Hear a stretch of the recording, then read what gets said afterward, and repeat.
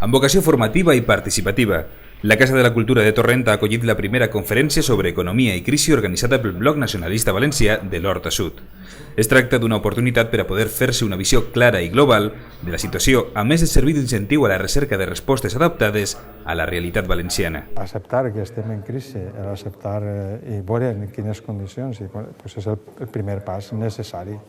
Ara, a partir d'ahir hem de continuar, no sols és acceptar-ho i quedar-se passivament en una acceptació passiva, sinó dir, no, anem cap a veure això en què ha canviat i com podem continuar fent coses útils per a altres, que és l'única manera d'eixir de la crisi. Com li pega al cervell, me n'eche les meves neurones i me dedique a fer coses que algú vulgui que les faci i a fer-les bé. Fer-les en una qualitat, en un preu, en uns serveis, en el que siguin els que la gent vol. Això és la recepta que no és recepta, perquè és tan universal que no és pròpiament una recepta, però és el camí, l'únic camí que podem seguir. Vicent Beguer, regidor del partit en Torrent, ha presentat els dos experts convidats, Rafael Beneito, cap de control de risc de Caixa Ontinyent, i Joan Senent, professor de la Universitat de València.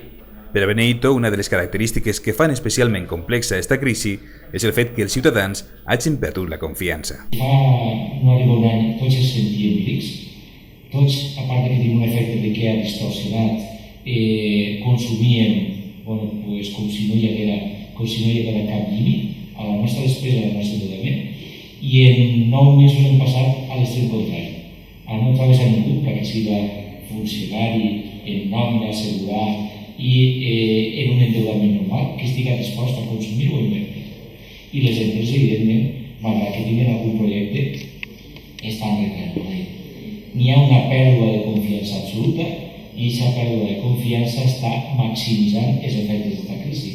Per la seva part, Joan Senent ha insistit en la necessitat de pensar en l'àmbit local com l'espai des del qual han de començar a sorgir respostes. Les solucions vindran de l'àmbit local, pràcticament exclusivament. El que passa és que l'entorn més gran facilitarà o no, però l'origen de les solucions serà d'àmbit local totalment.